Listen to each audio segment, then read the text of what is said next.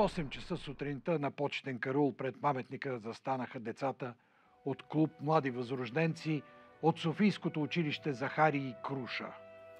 Виждате ги, облечени в въстаннически униформи, тип венгерки, каквато е имал Левски, стиснали здраво пушките Манлихер, с каквито са воювали прадедите им във войните за обединение на българския народ. Стоят горди, изпънати, с чувство за достоинство и отговорност, като че ли пазят самия Левски. О, майко моя, родино мила, защо тъй жално, тъй милно плачеш, гарване и ти, птицо проклета, на чи гроб там тъй грозно грачеш. Ох, зная, ти плачеш, майко, затой ти си черна рубиня, затой, че твоя свещен глас, майко, е глас без помощ, глас в пустиня. Плачи там близо край град София, стърчи, аз видях черно бесило и твоя един син Българио виси на него със страшна сила.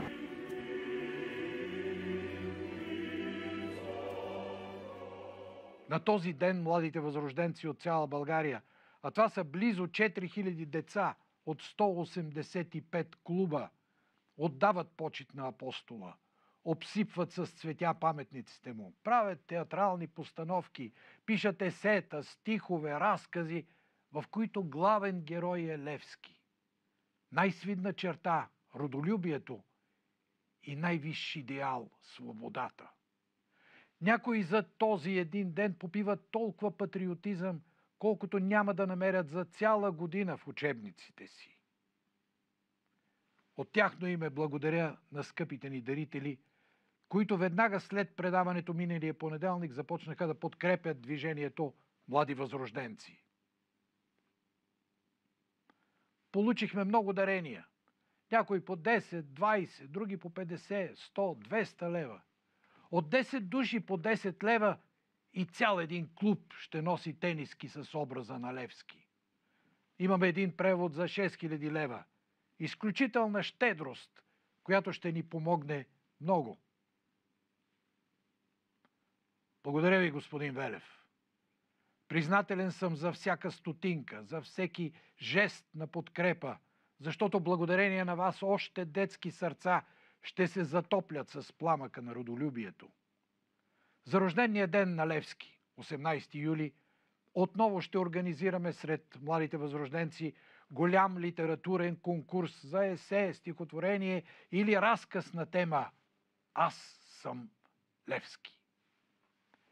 Искаме всяко дете да си представи, че той е героят, който брани и помага на своя народ, че той е новия апостол на свободата, че е безстрашно, родолюбиво, сърцато, всеотдайно като него.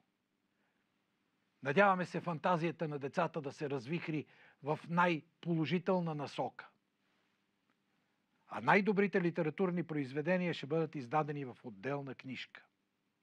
В нея ще отпечатаме имената на всички дарители и всеки един ще получи екземпляр от тази книжка. Ще организираме също спортни състезания, викторини за българската история и литература. Ще подпомагаме туристическите походи на младите възрожденци, а есента ще проведем регионални срещи на клубовете. Набирането на средства за подпомагане на движението Млади възрожденци към Общобългарския комитет Васил Левски продължава. Можете да направите дарение по банковата ни сметка, която виждате на екрана, или да ги внесете в канцеларията на комитета на улица Индустриална 11, София 1202. Телефона ни е 02 9187 765.